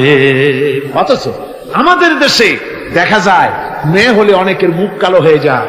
বন্ধুরা জিজ্ঞেস করে, মিয়া শুনছিলাম তোমার বউর নাকি বাচ্চা হবে, তা অনেক মাস হয়ে গেল, কোনো খবর টবর তো পাইলাম না। কয় যে ভাই, আশা করছিলাম যা তা হয় নাই, সেই জন্য টেলিফোনও করি নাই। কি হয়েছে? বলে একটা মেয়ে হয়ে। আছে না এরকম কপাল পোড়া? আছে কিনা কর? বারবার মেয়ে হয় বলে স্ত্রীকে তালাক দিয়েছে, এমন ঘটনাও বাংলাদেশে ঘটেছে। বউর যদি বারবার মেয়ে হয়, তাহলে সেজন্য কি স্ত্রী দায়ী? যদি মানুষের জন্য দায়ী হয় মেয়ে বারবার হওয়ার জন্য, তাহলে তুমি স্বামী, তুমি তুলসী, দুধের দোয়া তুলসী পাতা হলে কি করে? তুমিও তো দায়ী তার জন্য। আসলে স্বামী স্ত্রী মেয়ে হওয়ার জন্য, ছেলে হওয়ার জন্য কেউ দায়ী। এ কোরআনে কারিমে রব্বুল আলামিন বলেছেন, আমি যাকে খুশি শুধু ছেলে দেই, যাকে খুশি শুধু মেয়ে দেই, যাকে খুশি তাকে ছেলেও দেই, মেয়েও দেই, আবার যাকে খুশি আমি কিছুই দেই না। তা আমার কুদরত। সুতরাং এতে মন কালা করার। নবীজি বলেছেন, কন্যার পিতাদেরকে গালি দিও না। অনেকে টিটকারি করে, বারবার মেয়ে হয় ছেলে একটাও হয় না, সেই জন্য টিটকারি বোটকারি করে। আল্লাহ নবী বলেছেন, মেয়ের পিতাকে গালি দিও না, ঠাট্টা করো না, যেহেতু আমি মুহাম্মদ রাসূলুল্লাহ সাল্লাল্লাহু আলাইহি ওয়াসাল্লাম, আমি মেয়েদের পিতা, আমি নিজে মেয়েদের পিতা, খবরদার মেয়েদের পিতাকে গালি দিও। রাসূলুল্লাহ বলেছেন, আকাশের নিচে জমিনের উপরে খাদিজার মতো মহিলা আর নাই। সেই হযরতে খাদিজা রাসূলের 4টি মেয়ে পেটে ধারণ করেছিলেন। সুবহানাল্লাহ। মেয়ের প্রতি রাসূলুল্লাহ যথেষ্ট মহব্বত করতেন, মেয়েকে খুব ভালোবাসতেন হুজুর সাল্লাল্লাহু আলাইহি ওয়াসাল্লাম। হুজুরের কলিজার টুকরা ছিলেন মা ফাতিমা রাদিয়াল্লাহু তাআলা আনহা। হুজুর যখন কোথাও যেতেন, সকলের শেষে দেখা করতেন ফাতেমার সঙ্গে, আর বিদেশ থেকে সফর করে এসে সকলের আগে দেখা করতেন ফাতেমার সঙ্গে। সুবহানাল্লাহ। রাসূলুল্লাহ আরো বলেছেন, তোমরা যখন বাজারে যাবে বা ব্যবসা করতে যাবে বা বিদেশে যাবে, আসার সময় যে সব হাদিয়া নিয়ে আসো। আমরা যখন বাইরে যাই, বাজারে যাই, কিছু হাদিয়া আনি না? জামা, কাপড়, চকলেট ইত্যাদি আমরা আনি। রাসূলুল্লাহ বলেছেন, হাদিয়াগুলি তোমরা যারা বিদেশে যাও, বাজারে যাও, হাদিয়া আনবে, আর এনে ঘরের মধ্যে ঢুকে তা শুরু করবে মেয়েকে দিয়ে। প্রথমে দেবে মেয়েকে। সুবহানাল্লাহ। মেয়ের মর্যাদা ইসলামে সব চাইতে বেশি। কোন যুগে? যে যুগে মেয়ে হলে পরেই মাটির নিচে ঘেরে রাখতো, আছাড় মেরে বের ফেলে দিত। কোন অপরাধে তাদেরকে হত্যা করা হবে। হলো আল্লাহ পাক কোরআনে কারীমে। তাদের অপরাধ আর কিছু না, তারা নারী, এই জন্য তাদেরকে মেরে ফেলা হতো। রাসূলুল্লাহ তাদের ইজ্জত দিলেন, সুবহানাল্লাহ, রাসূলুল্লাহ সম্মান দিলেন, ইজ্জত দিলেন তাদের। কন্যা হিসাবে নারীর এই মর্যাদা। ফাতেমাকে রাসূল এত ভালোবাসতেন, ইন্তেকালের সময় হযরত ফাতেমা কাঁদতে কাঁদতে বেহুশ হয়ে যাওয়ার উপক্রম হয়ে গেল। রাসূলুল্লাহ হযরত ফাতেমাকে ইশারা দিলেন, হযরত ফাতেমা তার কান নিয়ে রাসূলুল্লাহর মুখের কাছে লাগাই দিলেন। আল্লাহ নবী কি যেন বললেন কানে কানে, হযরত ফাতেমার কান্না বন্ধ হয়ে গেল। হযরত আয়েশা বলেন, মা, রাসূলুল্লাহ তোমার কানে কানে কি বলল আর তোমার কান্না বন্ধ হয়ে গেল? হযরত ফাতেমা বলেন, ইয়া আম্মা জান, আমার আব্বা আমার কানে কানে বলল, মা ফাতেমা তুই কাঁদিস না, তোর কান্না আমার বরদাস্ত হয় না, তোমাকে কাঁদতে হবে না, আমি তোমাকে সুসংবাদ দিয়ে যেতেছি, আমি মরে যাওয়ার পর সর্বপ্রথম তোমার সাথে আমার দেখা হবে। রাসূলুল্লাহর এই ভবিষ্যৎবাণী হযরত ফাতেমা বুঝতে পেরেছেন যে হুজুরের ইন্তেকালের পরে আমার বেশি দেরি হবে না, আমিও তাড়াতাড়ি হুজুরের সাথে শামিল হতে পারবো। হুজুরের ইন্তেকালের 6 মাস পরেই হযরত ফাতেমা রাদিয়াল্লাহু তাআলা আনহা ইন্তেকাল করেছেন। কন্যা হিসেবে নারীর মর্যাদা ইসলাম অনেক অনেক গুণে বাড়িয়ে। এই কন্যা শিশু, কৈশোর, যৌবন পেরিয়ে যখন যৌবনে তার বিয়ে হয়ে যায়, আল্লাহ রাব্বুল আলামিন তখন বলেন, ওয়া মিন আয়াতিহি আন খালাকা লাকুম মিন আনফুসিকুম আজওয়াজান লিতাসকুনু ইলাইহা ওয়া জাআলা বাইনাকুম মাওয়াদ্দাতান ওয়া রাহমা। আল্লাহ পাক বলেন, আমার নিদর্শনের ভিতরে এটাও একটি নিদর্শন যে আমি তোমাদের থেকে তোমাদের জোড়া তৈরি করেছি, তোমাদের স্ত্রীদেরকে তৈরি করে তোমাদের সাথে তোমাদের স্ত্রীর ভালোবাসা সৃষ্টি করেছি, মহব্বত সৃষ্টি করেছি। এই মহব্বত আমি আল্লাহ তৈরি করেছি। আর যখন বুড়ো হয়ে যায় মানুষ, স্বামী স্ত্রী যখন বুড়ার বুড়ি হয়, তখন আর ভালোবাসা থাকে না, তখন ওই ভালোবাসা সহৃদয়তার করুণায় আমি আল্লাহ পরিণত করে দেই। বুড়ার জন্য তখন বুড়ি ছাড়া আর উপায় নাই, বুড়িরও আর বুড়া ছাড়া উপায় নাই। তখন ভালোবাসা কোনো বিশেষ কোন অক্ষণীয় ভালোবাসা নয়, তখন একের উপরে অন্য একদম নির্ভরশীল হয়ে পড়ে। আল্লাহ পাক বলেন, এই অবস্থা আমি আল্লাহ সৃষ্টি করে দেই। সুবহানাল্লাহ। আল্লাহ পাক বলছেন, নারীদের উপরে, নারীদের সাথে, স্ত্রীদের সাথে ভালো ব্যবহার করো। তার কোন ব্যাপারে যদি মনটা তোমার কখনো খারাপ হয়, কোরআন শরীফের মধ্যে আল্লাহ পাক বলে দিয়েছেন পরিষ্কার করে যে কখনো তার সাথে খারাপ ব্যবহার করো না। যদি কখনো মন খারাপ হয়, তাহলে চূড়ান্ত কোনো সিদ্ধান্ত নিতে যেও না, বরং তোমার জীবনে ওই স্ত্রীর অনেক অবদান আছে, সেসব কথা মনে করে এই সামান্য কিছু ভুলে যাও। আল্লাহ চান স্বামী স্ত্রীর মহব্বত টিকে থাকুক। আল্লাহ পাকের কাছে তালাক হচ্ছে ঘৃণিত, সবচাইতে ঘৃণিত হালাল হচ্ছে দুইটা, একটা হচ্ছে ভিক্ষাবৃত্তি আর একটা হচ্ছে তালাক। আল্লাহ পাক নারীকে বলেছেন, নারী আর পুরুষকে বলেছেন যে তোমরা হচ্ছে হুন্না লিবাসুল লাকুম ওয়া আনতুম লিবাসুল লাহুন, তোমরা পরস্পরের জন্য পোশাক পরিচ্ছদের মতো অঙ্গাঅঙ্গি ভাবে একের উপরে অপরের পরিপূর্ণ অধিকার তোমাদের রয়েছে। এই অধিকারের ভিত্তিতে, ভালোবাসার ভিত্তিতে জীবন গড়ার জন্য আল্লাহ পাক বলেছেন। তারপরে তার অর্থনৈতিক অধিকার তাকে দিয়েছে। আল্লাহ পাক মহারানাকে ফরজ করে দিয়েছেন। মহারানা কি করেছেন? ফরজ করে দিয়ে মহারানা ফরজ। এই ফরজকে একটা ট্র্যাডিশন হিসেবে গ্রহণ করা হয়। বড় লোকেরা শোনায়, মেয়ের বিয়ে কত, বিয়েতে মহারানা কত হয়েছে, বলে যে 11,07,373 টাকা 75 পয়সা। আদায় করে না মোটেও, বিরাট একটা অঙ্ক শোনাই দিল মানুষদের। আমার ভাইয়েরা জেনে রাখুন, মহারানা তো বাঁধতে হবে ফরজ, মহারানা আদায় করতে হবে। এই মহারানার টাকা যদি আদায় করা না হয়, স্ত্রী যদি স্বেচ্ছায় স্বামীকে মহারানা মাফ করে না দেয়, তাহলে কিয়ামতের দিন আল্লাহর দরবারে ওই স্বামীকে জিনাকারীর কাতারে দাঁড়াতে হবে। জোরে বলেন নাউজুবিল্লাহ। মহারানার টাকা আপনি দিয়ে দিবেন। ওই মহারানার টাকা দিয়ে স্ত্রী যদি লক্ষ কোটি কোটি টাকার মালিক হয় ব্যবসা করে, তারপরেও স্ত্রীর সুখ, শান্তি, রোগ, শোক, খাওয়া পড়া সবকিছুর দায় দায়িত্ব কার? স্বামীর। সুবহানাল্লাহ। নারীর অধিকার কত বেশি ইসলাম দিয়ে। একটা মহিলা নির্বাচিত কলাম একটা বই লিখেছে, আমি ওই মহিলার নাম নিতে চাই না, আমার ঘৃণা করে। এই মহিলা লিখেছে যে রাসূলুল্লাহ বলেছেন পৃথিবীর সমস্ত জিনিস হচ্ছে ভোগের সামগ্রী, তার মধ্যে শ্রেষ্ঠ ভোগের সামগ্রী হচ্ছে নারী। নাউযুবিল্লাহি মিন যালিক। এমন কথা রাসূল বলেন। রাসূল বলেছেন, আদ-দুনিয়া কুল্লুহা মাতাউন ওয়া খায়রুল মাতাউদ দুনিয়া ইমরাতুস সালিহা। হুজুর বলেছেন পৃথিবীর সবকিছুই সম্পদ, এই সম্পদের মধ্যে শ্রেষ্ঠ সম্পদ হচ্ছে ন্যায় পরায়ণা নারী, সচ্চরিত্রা নারী, শ্রেষ্ঠ সম্পদ, নিয়ামত। আর সেইটারে বানাইছে ভোগের। আয়াত হাদিস তার ইচ্ছে মতো ব্যাখ্যা করেছে। সে লিখেছে যে এতদিন পুরুষ নারীকে ধর্ষণ করেছে, নারীদের কি হলো? তোমরাও পুরুষ ধর্ষণ করো, নাউজুবিল্লাহ পড়ে। এ আবার সরকারি চাকরি করে, তারপরেও মুসলমান দেশে এই শয়তানের চাকরিও থাকে, নাউজুবিল্লাহ পড়ে। আশ্চর্য কথা, আমি জানতে পেরেছি এই মহিলা অনেকগুলি স্বামী কর্তৃক পরিত্যক্তা, সেই জন্য পুরুষের উপরে তার দারুণ ঘৃণা, পুরুষের উপরে তার দারুণ ঘৃণা, ধর্মের উপরে তার দারুণ ঘৃণা। সে এখন কমিউনিস্টদের একটা বাছাই করা একটা লাঠি, এটা দিয়ে কোরআন হাদিসের অপব্যাখ্যা করে করে এগুলি সে করে যাচ্ছে নির্বিঘ্নে। সরকার কোনো কথা বলছে, সরকার যে কথা বলছে না, এর জবাব সরকারকে দিতে হবে, আল্লাহর কাছে দিতে হবে, কোনো সন্দেহ নাই। আল্লাহকে গালি দেওয়া হচ্ছে, নবীকে গালি দেওয়া হচ্ছে, রসুলকে গালি দেওয়া হচ্ছে, বেহেশতকে গালি দেওয়া হচ্ছে, অথচ সরকার একটা নাটকের মধ্যে আরবি পড়া নিষেধ করা হচ্ছে। আমি প্রথম দিন বলেছি কি জানি নাটকের নাম, বারান্দা। আচ্ছা যাই হোক, সেই নাটকের মধ্যে দেখানো হচ্ছে যে আলিফ বা তা সা পড়াচ্ছে মৌলবিয়ান হোক, একটা হিন্দুর স্ত্রী, মুসলমান সে, কিন্তু বউ হিন্দু, সে হয়েছে নাই। সে এসে বলছে এসব বন্ধ করো, ক খাবো। এই কথার জাস্টিফিকেশন কত? যদি ছেলেরা ABCD পড়তে থাকে, আর যদি বলা হতো সব বন্ধ কর, ক খাবো, এর একটা যৌক্তিকতা না। পড়তেছে আলিফ বা তা সা, সব বন্ধ কর, তার মানে কি?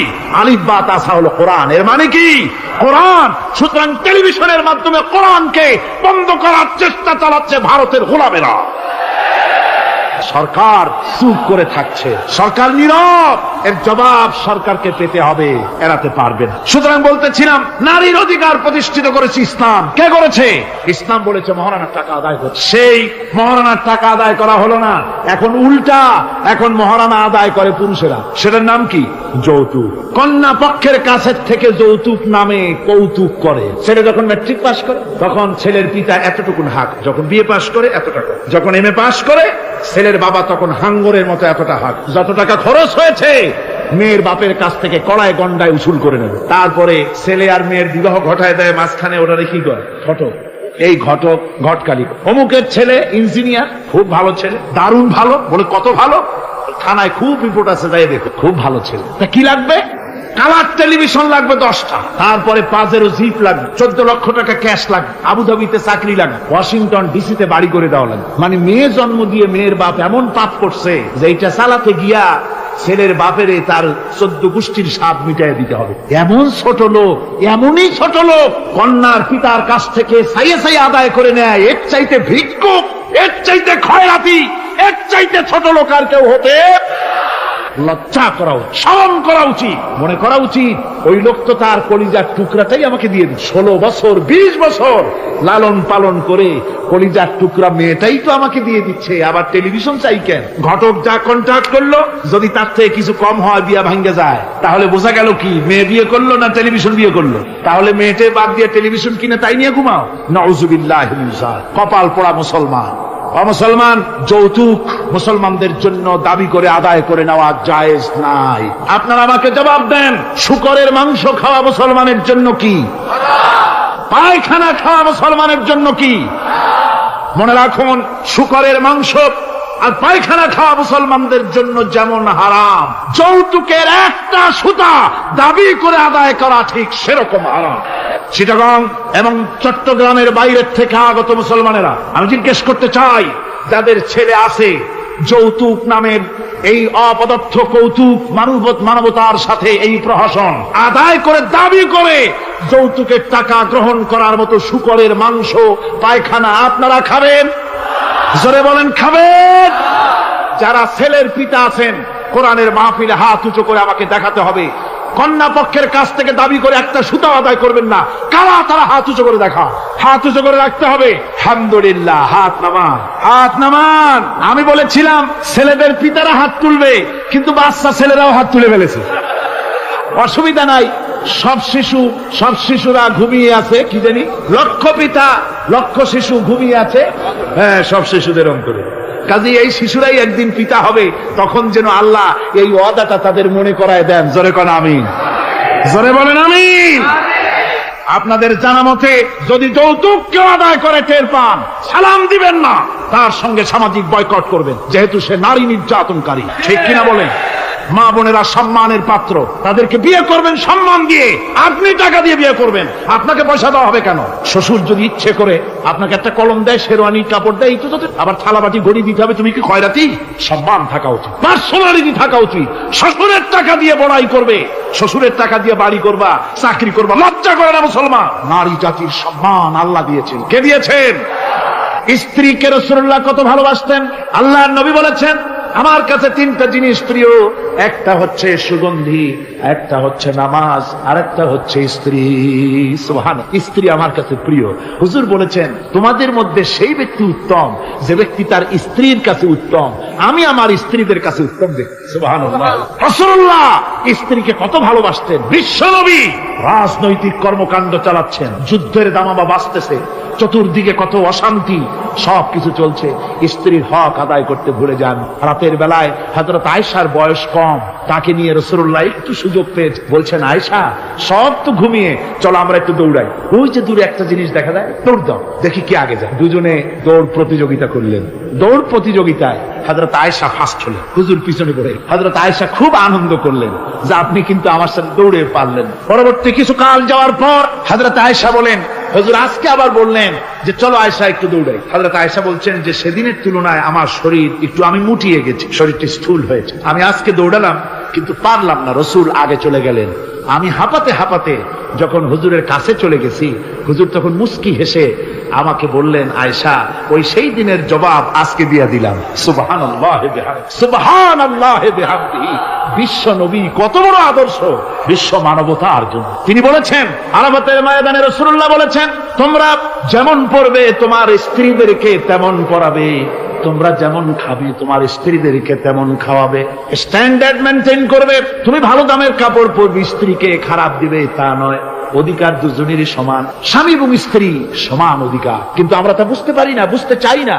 আমরা অনেকে মনে করেছি বিয়ে যখন করছি তখন আমি তো নওয়াবজাদা নসরুল্লাহ খান, আর বউ তো কেনা দাসী। না, সে কিন্তু দাসী, তার মর্যাদা আছে, তার সম্মান আছে, তার সম্মান আপনাকে দিতে হবে। রাসূলুল্লাহ দিয়েছে, আপনাকে রান্না বান্না হতে দেরি হয়, কত গালাগালি শুনতে হয় নারীকে। আল্লাহর নবীর স্ত্রী হযরত আয়েশা বলেছেন, আল্লাহর নবী কাজ করে, মানুষের সঙ্গে কথা বলে, রাষ্ট্রীয় দায়িত্ব পালন করে, ঘরের ভিতরে এসে যখন দেখেছেন রান্না হতে দেরি আছে, রাসূলুল্লাহ বিরক্ত হন নাই, ভুরু কুঞ্চিত করেন নাই, চোখ মোটা করেন নাই, আমাকে কোনো কথা শোনার নাই, বরং আমার কাছে বসে রান্নায় আমাকে সহযোগিতা করেছে।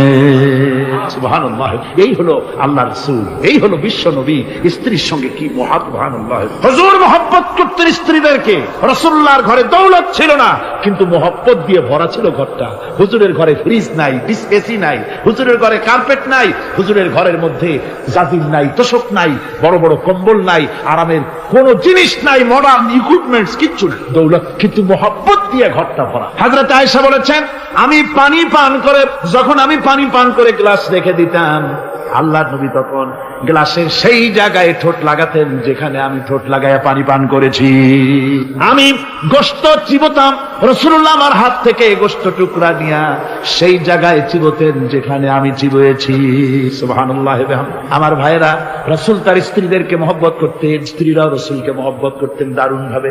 একবার হযরত আয়েশা সিদ্দিকা রাদিয়াল্লাহু তাআলা আনহা হুজুরকে গোসল করাতে ছিলেন, মাথার উপরে পানি ঢালতেছেন, হুজুর একটা চোখের উপরে বা একটা তক্তার উপরে বসা আছে। গোসলের পানির ভিতরে রাসূলুল্লাহ দেখতে পেলেন রক্তের মতো কি যেন প্রবাহিত হয়ে যাচ্ছে। হুজুর জিজ্ঞেস করেন, আয়েশারে পানির ভিতরে রক্তের মতো কি দেখা যায়? হযরত আয়েশা বলেন, আপনি যখন বসেছিলেন অসতর্ক মুহূর্তে তক্তার নিচে আমার একটা আঙ্গুল পড়েছিল, পায়ে আঙ্গুলটা ফেটে বোধহয় রক্ত বেরোতেছে। রাসূলুল্লাহ তাড়াতাড়ি করে উঠলেন আর ওই আঙ্গুলকে ব্যান্ডেজ করে দিলেন। রাসূলুল্লাহ বললেন, আয়েশারে আঙ্গুল ফেটে গেছে, একটু আহাহু পর্যন্ত করলে না, এতক্ষণ তুমি কষ্ট করলে কেন? হযরত আয়েশা বলেন, ইয়া রাসূলুল্লাহ, ওটা তো একটা পায়ের আঙ্গুল। আয়েশার কলিজাটা ফেটে যদি রক্ত বেরোতো, রাসূলুল্লাহকে উঠতে বলতে আমি পারতাম না।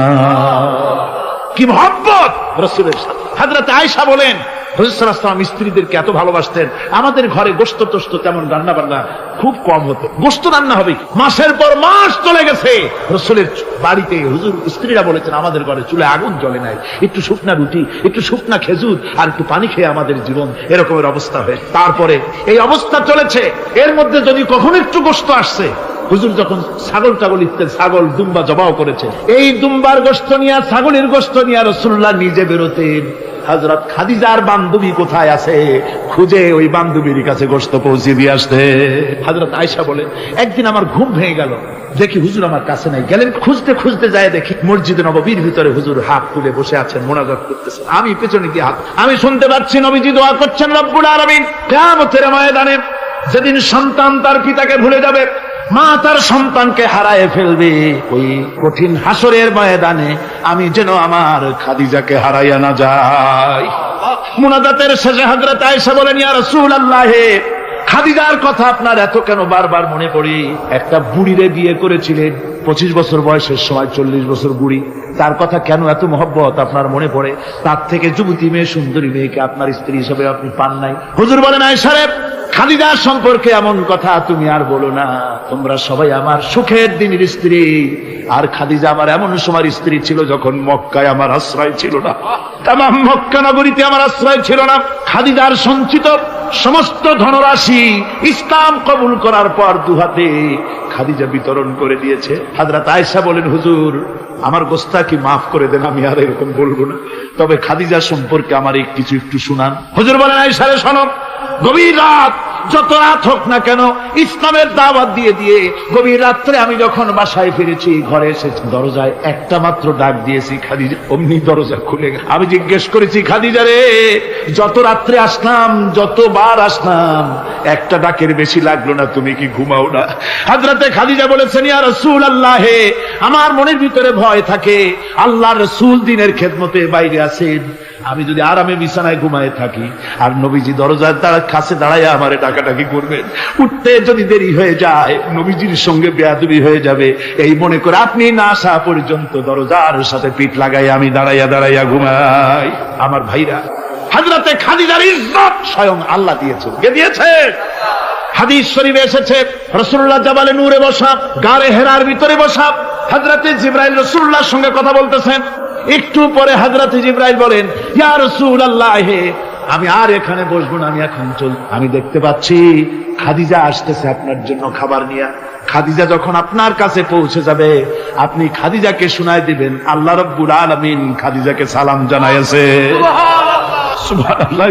রাসূলুল্লাহর কাছে হযরতে খাদিজা যখন আসলেন, হুজুর বললেন, খাদিজা, আজকে তোমার জন্য দারুণ সুখবর। বলে কি? বলে আল্লাহ পাক, জিবরাইল কেবল উঠে গেল আমার কাছ থেকে, জিবরাইল বলে গেল আল্লাহ তোমাকে সালাম বলেছে। হযরত খাদিজা কেঁদে ফেললেন, বললেন, ইয়া রাসূলুল্লাহ, আমার নারী জন্ম সার্থক, আল্লাহ আমাকে সালাম বলেছে, এর জবাব কেমনে দিতে হয় হুজুর আমি তো জানি না, আপনি আমার পক্ষ থেকে আল্লাহর সালাম কিভাবে দেওয়া লাগে আপনি দিয়ে দিন, আমি তো বুঝি না কেমনে আল্লাহর সালামের জবাব। হুজুর বললেন, খাদিজা, শুধু আল্লাহ নয়, জিবরাইলও তোমাকে সালাম বলে গেছে। হযরতে খাদিজা বললেন, হযরত জিবরাইলকে আমার সালামের জবাবটা ওয়ালাইকুম আসসালাম বলে। হযরত খাদিজার এই মর্যাদা ছিল।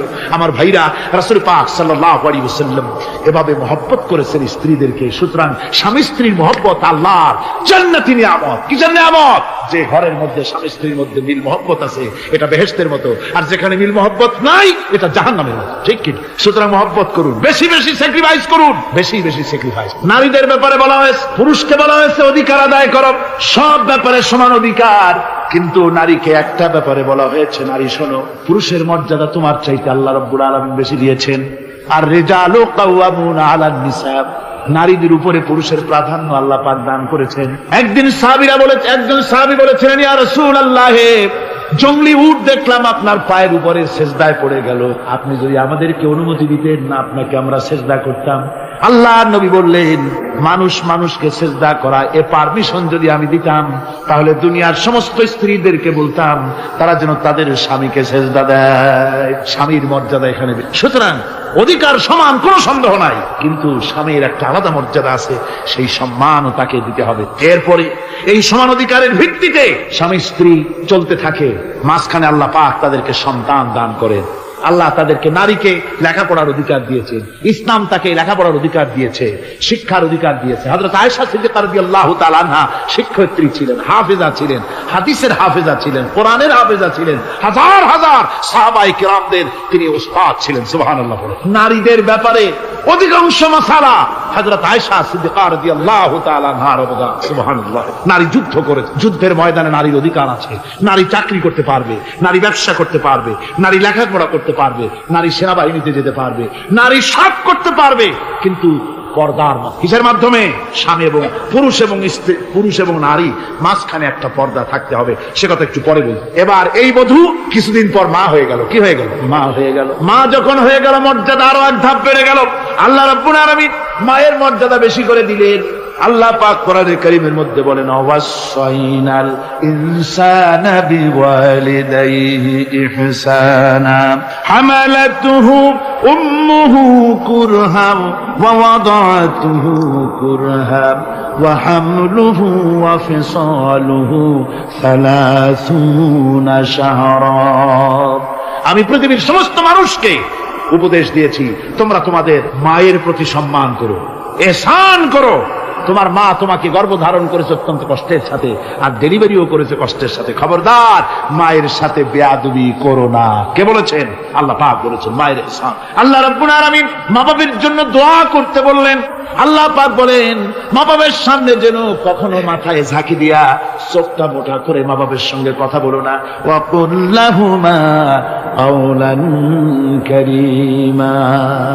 মা বাবার সঙ্গে যখন কথা বলবে সম্মান সূচক কথা বলবে। আর মা বাবার জন্য আমার কাছে দোয়া কর। কে শিখায়? আল্লাহ। কে শিখান? আল্লাহ বলছেন, বান্দারে তোর মা বাবার জন্য আমার কাছে দোয়া করবি। রব্বিরহামহুমা কামা রাব্বায়ানি সগীরা। জোরে সোরে পড়েন, রব্বিরহামহুমা কামা রাব্বায়ানি সগীরা। আয় আল্লাহ, আমার মা বাপ যেমন আমাকে স্নেহ করে লালন পালন করেছে আমার ছোটবেলায়, তুমি আমার মা বাপকে তোমার রহমতের কোলে লালন পালন করো। কে শিখায়? আল্লাহ পাক শিখিয়ে দিচ্ছে। আমার ভাইরা, ইয়ামেন থেকে একজন লোক এসেছে। হাদিস, ইয়ামেন থেকে একজন লোক এসেছে হুজুরের সামনে, তার বুড়িমা সাথে। বলছে, হুজুর, এই অচল বুড়িমা, হাঁটতে পারে না, চলতে পারে না, এই আমার মা। এরে ঘাড়ে করিয়া আমি ওকুফে আরাফা করেছি, একে নিয়ে মিনা মুজদালিফা করেছি, রমি করেছি, একে নিয়ে আমি সাফা মারওয়া সাই করেছি। এই মাকে ঘাড়ে করে আমি আল্লাহর ঘর তাওয়াফ করেছি, হজের সব কাজ মায়ের ঘাড়ে করে করছি। আল্লাহর নবী, আমি কি আমার মায়ের হক আদায় করতে পেরেছি? হুজুর বললেন, না, আদায় হয়, মায়ের হক আদায় হয় নাই। অর্থাৎ বুকের চামড়া দিয়ে মায়ের পায়ের যদি স্যান্ডেল তৈরি করে দেওয়া হয়, এক ফোঁটা দুধের হক আদায় হবে না। সেই মায়ের সঙ্গে নাফরমানি হচ্ছে, বেয়াদবি হচ্ছে। বইয়ের কথার মতো মায়ের সাথে দুর্ব্যবহার করা হচ্ছে। আমার দেশে হচ্ছে না? হচ্ছে। মা কোথায় পড়ে আছে কোনো খোঁজ নাই, খবর নাই। তার জন্য কোনো ভালো খাবার ব্যবস্থা, কাপড় চোপড় নাই। বন্ধুদের জন্য সব আছে, মায়ের জন্য নাই, বাপের জন্য। মা তো বুড়ি হয়ে গেছে, এখন আর মা নাই। বাপ তো বুড়ো হয়ে গেছে, কামাই করতে পারে না, এখন আর বাপ নাই, এখন হয়ে গেছে বুড়ো। আর মা হয়েছে বুড়ি। আর আব্বা হয়েছে, যার মেয়ে বিয়ে করেছে, শ্বশুর এখন আব্বা, আর শাশুড়ি হয়েছে আম্মা। মা আর বাপ বাসি হয়ে গেছে, বাপ পড়ে গেছে। আমার বন্ধুগণ শুনে রাখুন, আল্লাহর নবী বলেছেন, তিনজনের দোয়া আল্লাহর কাছে অব্যর্থভাবে কবুল হয়ে যায়। মুস্তাজাবুদ দাওয়াত তিনজন। মুসাফিরের দোয়া কবুল হয়, মজলুমের দোয়া কবুল হয়, আর মা বাপ যদি সন্তানের জন্য দোয়া করে অবশ্যই সে দোয়া আল্লাহর দরবারে মঞ্জুর হয়ে যায়। সুতরাং মা বাপের খেদমত করতে হবে, মহব্বত করতে হবে। আমি মা বোনদের বলতে চাই, আমার মা বোনেরা পর্দার আড়ালে বসে আপনারা যারা ওয়াজ শুনছেন, ভালো করে শুনুন। আমরা পুরুষ, আমাদের পায়ের তলে জুতা। পুরুষের পায়ের তলে কি? জুতা। আপনারা নারী, আপনাদের পায়ের তলে আল্লাহর জান্নাত। জোরে বলেন সুবহানাল্লাহ, জোরে বলেন সুবহানাল্লাহ। ও নারী, ও মহিলা, তোমাদের সম্মান আল্লাহ কোথায় তুলে দিল? পুরুষের পায়ের তলে জুতা, তুমি নারী, তোমার পায়ের তলে আল্লাহর বেহেশত। আল জান্নাতু তাহতা আকদামিহা। মায়ের পায়ের তলে আল্লাহর বেহেশত। সুবহানাল্লাহ পড়ে, সুবহানাল্লাহ পড়ে। আল্লাহ রাসূল বলেছেন, মা বাপ যদি, বুখারী শরীফের হাদিস, মা বাপ যদি অসন্তুষ্ট হয়, আল্লাহ অসন্তুষ্ট হয়ে যান। মা বাপ সন্তুষ্ট হন, আল্লাহ সন্তুষ্ট হয়ে যান। সুবহানাল্লাহ। আমরা বিভিন্ন জায়গায় হাদিয়া তোহফা নিয়ে যাই, যেখানে দোয়া কবুল হওয়ার সম্ভাবনা কম, 50-50 হইলেও পারে, না হইলেও, সেইখানে পয়সা পাতি, হাদিয়া তোহবা, নজর নিয়াজ নিয়ে যায়। আর যেখানে 100% সিউরিটি আছে, সেখানে হাদিয়া তোহবা দিই। মা বাপকে হাদিয়া তো, মা বাপের পায়ের উপরে চুমা খান, কিসমত পাল্টে যাবে, তকদীর পাল্টে যাবে। মা বাপকে ভালোবাসো। সুতরাং মায়ের মহব্বত, মাকে আল্লাহ পাক এভাবে মহব্বত, তাকে সম্মান দিয়েছেন। নারী কন্যা হিসেবে, বধূ হিসেবে, মাতা হিসেবে তার মর্যাদা সব। এরপরে বলবো পর্দার কথা। আমার মা বোনেরা, আল্লাহ রাব্বুল আলামিন মহিলাদেরকে বলেছেন, পুরুষদেরকে বলেছেন কুল্লিল মুমিনিনা ইয়াগুদ্দু মিন আবসারিহিম, ও নবী মোমেন পুরুষদেরকে বলে দেন তারা যেন তাদের চক্ষুকে পরনারী থেকে নিম্নগামী রাখে। আর মহিলাদেরকে বলা হয়েছে কুল্লিল মুমিনাতি ইয়াগুদ্দুনা মিন আবসারিহিন্না, ও মুমিনা মহিলারা তোমরা যেন তোমাদের চক্ষুকে পরপুরুষ থেকে যেন নিম্নগামী রাখো। এটা আল্লাহর হুকুম। কার হুকুম? আল্লাহর হুকুম। পর্দায় থাকতে আল্লাহ বলেছেন, আল্লাহ পাক বলেছেন ওয়াকারনা ফি বুয়ুতিকুন্না ওয়ালা তাবাররাজনা তাবাররুজাল জাহিলিয়াতিল উলা, খবরদার তোমরা জাহালাতের যুগের মতো ঠাক ঠমক নিয়ে চলাফেরা করো না, তোমরা মানুষকে তোমাদের সৌন্দর্য বিকশিত করে দেখায়ও না। কোরআনে কারীমে সূরা নূরে বলা হয়েছে প্রত্যেকটি বয়সপ্রাপ্ত নারী এমন একটা চাদর পরবে যে চাদর পরলে তার মাথা, তার গলা, তার বুকটা ঢেকে যাবে। এরকম একটা চাদর পরা ইসলাম কি করেছে? ফরজ করে দিই। আল্লাহ পাক ফরজ করেছেন। কি করেছেন? ফরজ করে দিই। মা বোনেরা আপনারা মেহেরবানি করে এমন একটা চাদর পরবেন। আজকাল ওড়না আছে ঠিকই, কিন্তু ওড়না যে অর্থে ব্যবহার করতে বলা হয়েছে ওই অর্থে নাই। এখন ওড়না মেয়েরা অনেক ক্ষেত্রে মাফলারের মতো গলায় ঝুলায় রাখে, গামছার মতো ঝুলায় রাখে, এরকমের জন্য ওড়না ব্যবহার করতে বলা হয় নাই। ওড়না হলো মাথাটা, গলাটা, বুকটা ঢেকে যায় এবং একটু পুরু হতে হবে। পাতলা মশারি টেনা দিয়ে ওড়না বানাইলে হবে না, সেটা একটু পুরু হতে হবে, শালীন হতে হবে, মার্জিত হতে হবে। আমি একটি কথা আপনাদের বলি, এই বাংলাদেশে আজ পর্যন্ত যত নারীর মুখে এসিড পড়েছে, এসিড পড়ে নাই নারীর মুখে? বখাটের ছেলে যুবতী মেয়ের উপরে আকৃষ্ট হয়ে তাকে বিয়ের প্রস্তাব দিয়েছে বা কুপ্রস্তাব দিয়েছে, সে প্রত্যাখ্যান করেছে, পরে তার মনের ঝাল মিটাবার জন্য মুখে এসিড মারছে।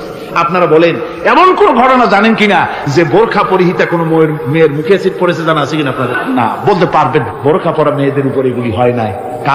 কারণ হলো সে আল্লাহর হুকুম রক্ষা করেছে। যে বোরখা পরেছে, চাদর পরেছে, সে কার হুকুম রক্ষা করেছে? ওই মহিলা আল্লাহর হুকুম রক্ষা করেছে। এবার আল্লাহর দায়িত্ব হয়েছে তার শরীর, তার ইজ্জতকে হেফাজত করা। মেয়েরা যদি ঠোঁটে রং লাগায়া, মাথার চুল খোলা রেখে রাস্তায় ঘুরে, রিক্সাওয়ালা পর্যন্ত ডাকে ভাবি সাহেব, দোকানে গেলে দোকানদার কয় আপা, আর যদি বোরখা পরা থাকে যে দেখে সেই কয় খালাম্মা, চাচি আম্মা, সম্মান করে কথা বলে, ঠিক কিনা কর? সুতরাং আমার মা বোনেরা আপনাদের সম্মান আপনারা বজায় রাখুন, আপনার মেয়েদের মর্যাদা আপনারা বাড়ান। আপনারা হচ্ছেন হযরতে খাদিজার উত্তরসূরি, সুমাইয়ার উত্তরসূরি, হযরতে খাওলার উত্তরসূরি, হযরতে আয়েশার উত্তরসূরি। এই বাংলার জমিনে আপনাদেরকে জিহাদের ময়দানে আসতে হবে ইনশাআল্লাহ। সবাই বলেন ইনশাআল্লাহ। পুরুষের পাশাপাশি বাংলাদেশেও মহিলারা বোরখা পরিহিতা হয়ে আল্লাহর দ্বীন কায়েমের জন্য যদি প্রয়োজন হয়, হাজার হাজার মহিলা রাস্তায় মিছিলে বের হবে ইনশাআল্লাহ। সময় আসতে তরুণ, যুবক, মা বোন সবাইকে এই জিহাদে অংশগ্রহণ করতে হবে।